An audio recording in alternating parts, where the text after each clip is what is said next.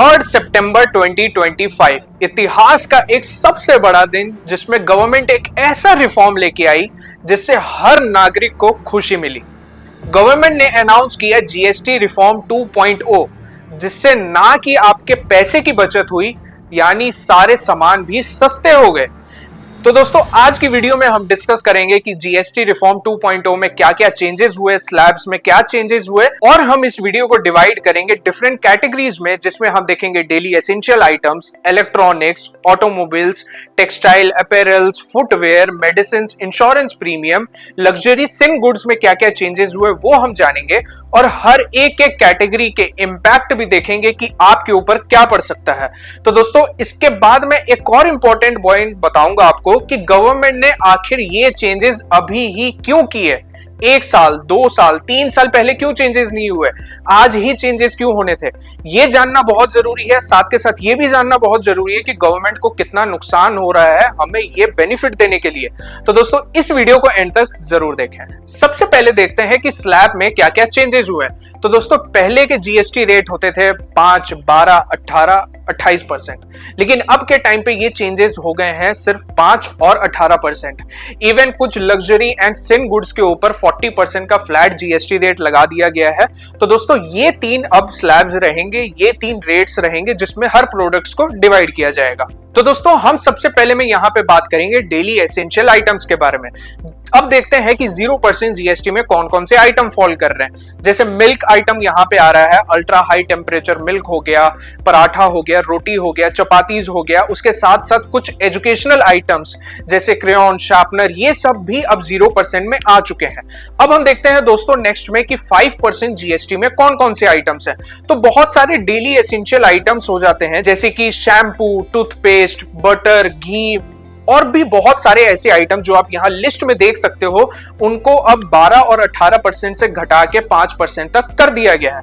अब इसका impact consumer में क्या पड़ेगा। अब आपके लिए डेली एसेंशियल आइटम अगर सस्ते हो जाएंगे तो आपके पॉकेट में पैसा ज्यादा बचेगा, आप कहीं और भी खर्चा कर सकते हो, आप सेविंग्स और कर सकते हो, जिससे कंजम्पशन बूस्ट होने के चांसेस ज्यादा हो जाएंगे। दूसरे कैटेगरी में आता है दोस्तों इलेक्ट्रॉनिक आइटम्स। अब बहुत सारे आइटम्स यहां पे 28% से 18% तक कर दिए गए, जैसे एसी हो गया, आपका टेलीविजन हो गया ऑफ ऑल साइजेस। पहले 32 इंच के ऊपर वाली टीवी 28% पे जाती थी और उससे नीचे वाली 18% पे।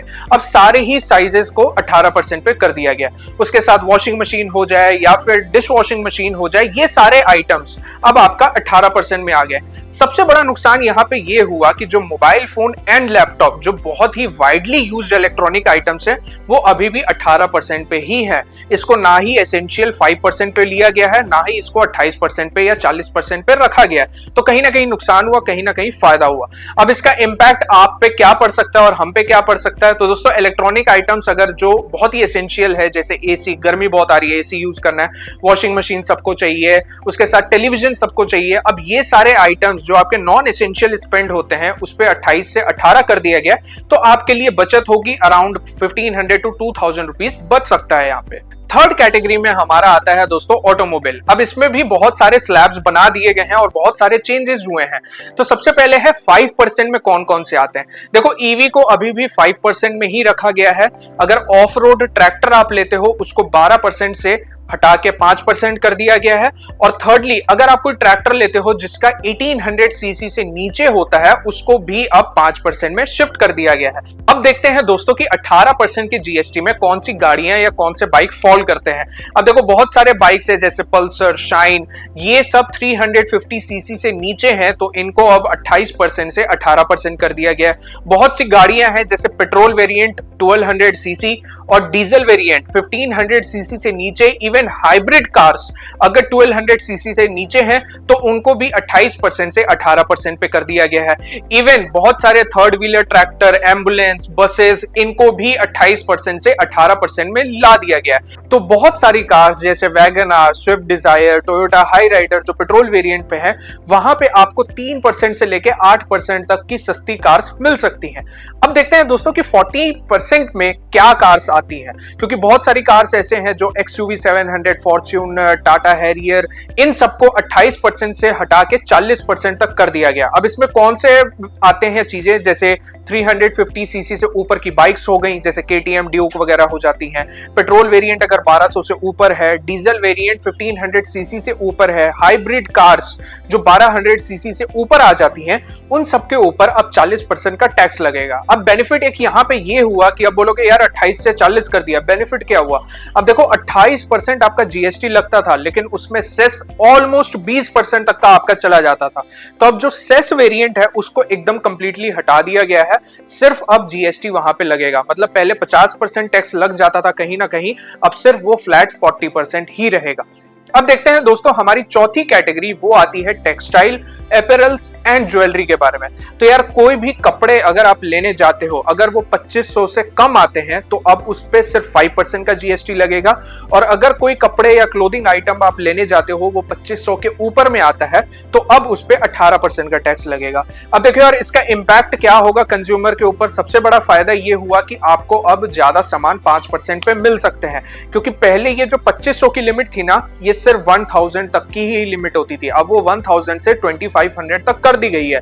लेकिन इसका इंपैक्ट अब क्या पड़ सकता है लोगों के ऊपर, कि जो लग्जरी प्रीमियम क्लोथिंग आइटम्स होते हैं वो अब ज्यादा टैक्सेबल होंगे। वहां पे 18% लगेगा, क्योंकि पहले सिर्फ 12% लगता था। तो ये लिटिल बिट ऑफ इंपैक्ट वहां पड़ सकता है। कुछ आइटम्स आपको 200-300 रुपए महंगे मिल सकते हैं, अदरवाइज ये एक बहुत बड़ा बेनिफिट यहां पे मिला। फिफ्थ पॉइंट आ जाता है सेम कैटेगरी हमारा फुटवेयर के ऊपर। अब फुटवेयर के ऊपर भी सेम सिनेरियो अप्लाई होता है कि 2500 से अगर नीचे के सामान है तो उसमें 5% का जीएसटी, 2500 के ऊपर का सामान आप कोई फुटवेयर लेते हो तो उस पे अब 18% जीएसटी। यहां पे भी इंपैक्ट एकदम सिमिलर देखा जाता है, क्योंकि ये भी 1000 तक की लिमिट थी पहले, जिसको बढ़ा के 2500 कर दिया गया है। अब वही है कि 2500 की जो आइटम थी वो पहले 12% थी, अब उस पे 18% का जीएसटी लगेगा। तो इंपैक्ट दोनों का सिमिलर ही रहेगा। सिक्स्थ में हमारा आता है सबसे इंपॉर्टेंट पॉइंट, वो है मेडिसिन और life insurance, health insurance, premiums वगैरह। अब देखो यार जितना भी बोलो, मेडिसिन की इन्फ्लेशन जो है ना हर साल 10 से 11% तक बढ़ती रहती है। मतलब पिछले साल जो अगर 100 रुपए की आइटम थी, आज वो 110 रुपए की मिलेगी आपको। तो इसमें जीएसटी कम कर दिया गया है बहुत सारे आइटम में, जो मैं अभी बताऊंगा। तो इसका फायदा बहुत पब्लिक्स को मिलेगा। अब कुछ आइटम्स ऐसे हैं उनको 0% जीएसटी में रखा गया है। जैसे बहुत सारे लाइफ सेविंग ड्रग्स होते हैं, 33 लाइफ सेविंग ड्रग्स होते हैं, उसको रखा गया है 0% जीएसटी में।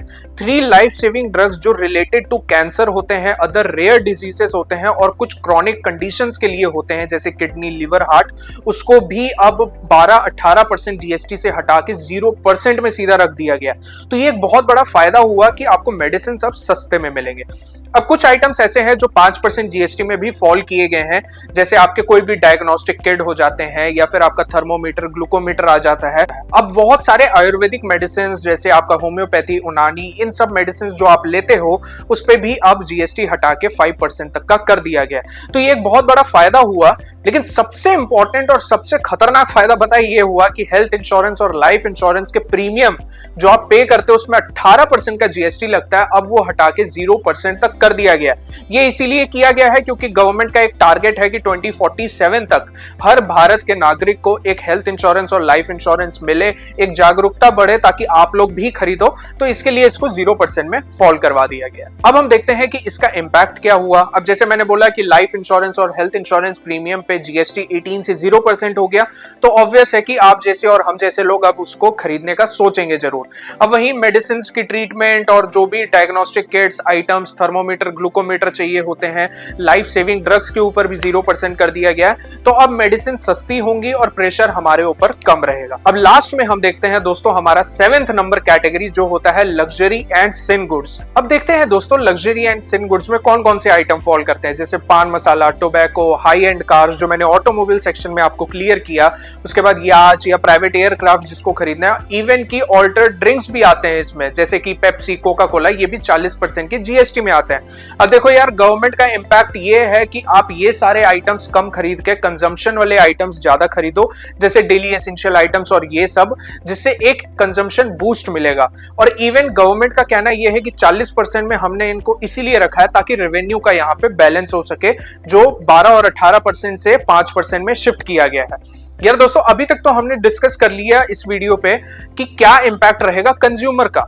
और कंज्यूमर तक क्या इंपैक्ट हो सकता है जीएसटी के चेंजेस से। लेकिन अब गवर्नमेंट पे क्या इंपैक्ट पड़ेगा वो देख लेते हैं। तो गवर्नमेंट को नेट टू नेट नुकसान कहा जा रहा है 40 to 45,000 का पड़ सकता है, काफी एनालिस्ट रिपोर्ट्स वगैरह ये बता रही हैं।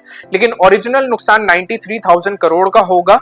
लेकिन 43,000 करोड़ का नुकसान इसीलिए बोला जा रहा है क्योंकि काफी आइटम्स हैं जो 40% तक ले गए हैं 28% से। अब यार एक डेटा शेयर करता हूं, गवर्नमेंट ने 2024 के अराउंड और 2025 के अराउंड तक 22 लाख करोड़ का जीएसटी कलेक्ट किया था।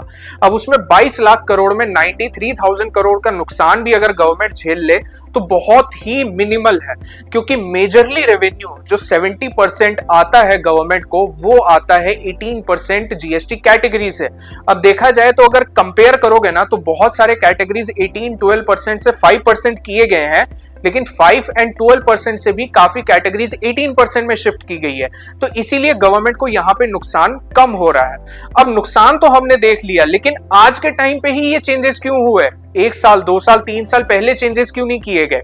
इसका सबसे बड़ा रीजन आता है, सबसे पहले गवर्नमेंट को कंजम्पशन बूस्ट करवानी है।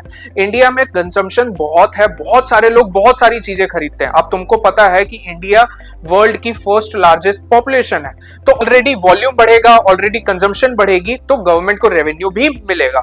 दूसरे में आता है यूएसए टैरिफ। अब सबको पता है कि ट्रंप भाई साहब क्या कर रहे हैं, इंडिया के साथ क्या गेम खेल रहे हैं टैरिफ का।